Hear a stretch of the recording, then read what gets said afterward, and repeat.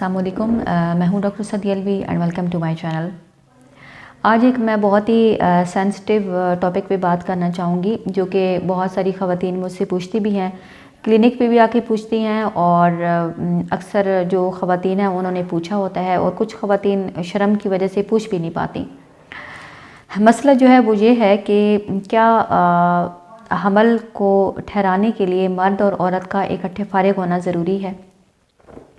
ये एक ऐसी टॉपिक है जिस पे वीडियो बनाना आसान नहीं है, लेकिन मेरा जो है बेसिकली ये चैनल बनाने का मकसद ये है कि स्पेशली जो ख़वातीन हैं उनके लिए मैं वो सब चीज़ें जो है आपको क्लियर करूं, आपको बताऊं जो आप किसी से पूछ नहीं सकती या जो आपके माइंड में होता है। तो सबसे पहले एक बात आप याद रखें कि एक औरत तब डिस्चार्ज होती है जब उसे ऑर्गेज़म होता है, जब वो अंदरूनी तौर पे जो है वो फील करती है।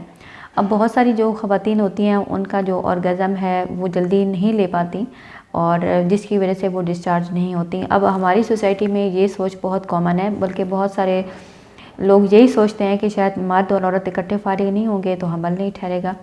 अब देखें कि इससे आपकी प्रेगनेंसी से कोई ताल्लुक़ नहीं है, क्योंकि जब मेल का डिस्चार्ज होना ज़रूरी है, क्योंकि मेल जब डिस्चार्ज होते हैं तो सीमन होता है। अब सीमन में स्पर्म होंगे, स्पर्म अब औरत के अंदर जाएंगे तो तभी प्रेगनेंसी ठहरेगी। तो मर्द का तो फारिग होना एक साइंटिफिकली बात समझ में आती है, लेकिन औरत का डिस्चार्ज होना इसके लिए प्रेगनेंसी ठहराने के लिए ज़रूरत नहीं है। हाँ, औरत का जो वेजाना है उसमें ये होता है कि कुछ ऐसे हार्मोन्स होते हैं, जब ऑर्गेज़म हासिल होता है तो वेजाना लुब्रिकेट हो जाता है, वो थोड़ा सॉफ्ट हो जाता है ताकि सेक्स करने में आसानी हो। बस इससे ज़्यादा उसका और कोई मकसद नहीं होता। हाँ, ये होता है कि अगर औरत को भी ऑर्गेज़म हासिल हो तो ज़हनी तौर पे वो अपने आप को पुरसकून जो है वो महसूस करती हैं, और उसमें ये होता है कि फिर हस्बैंड और वाइफ का एक जो आपस में जो ज़हनी हमायंगी है, जो उनके अज़वाजी ताल्लुकात हैं वो मज़ीद स्ट्रॉन्ग होते हैं और औरतें भी अपने आप को पुरसकून जो है वो महसूस करती हैं। उनकी जिस्मानी सेहत के लिए भी अच्छा है ऑर्गेज़म जो है वो हासिल करना, क्योंकि इसमें ये होता है कि आपकी जो बहुत सारी जो ख़वातीन हैं जिनके ऑर्गेज़म नहीं हासिल कर पाती या वो डिस्चार्ज नहीं होती, कि उनको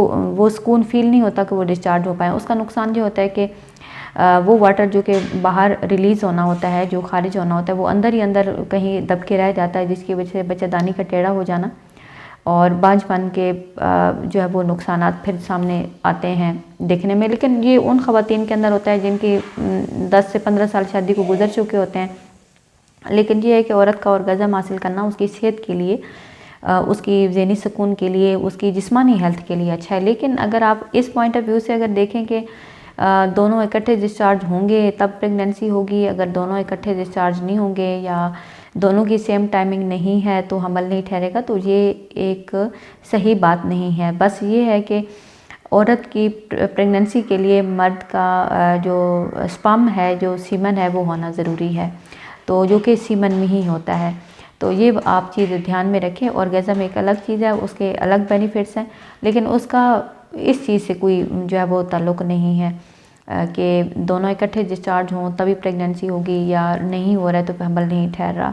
बल्कि बहुत सारी ख़वातीन तो इतनी ज़्यादा परेशान होती हैं कि जी हम इकट्ठे डिस्चार्ज नहीं होते तो इस वजह से हमारा हमल नहीं ठहर रहा, या हम ऐसा क्या करें कि हम इकट्ठे ही डिस्चार्ज हों सेम टाइम में। तो मर्द की अपनी जिस्मानी बनावट अलग है, उनकी टाइमिंग अलग है, ख़वातीन का जिस्म का निज़ाम अलग है और ये एक अलग जो है वो चीज़ है। तो ये स्पेशली आपकी सहूलत के लिए, और एक जो कि हमारी सोसाइटी में बहुत सारे लोगों के ज़हन में ये क्वेश्चन होता है, तो ये सिर्फ आपकी ज़हन की तसल्ली के लिए मैंने ये चीज़ ज़रूरी समझी ताकि आपकी हेल्प हो सके। तो आई होप कि आज की वीडियो आपको अच्छी लगी होगी। वीडियो को आपने लाइक कर देना है और चैनल को भी आपने सब्सक्राइब कर लेना है ताकि मज़ीद इन्फॉर्मेटिव वीडियोज़ आप तक पहुँचती रहें।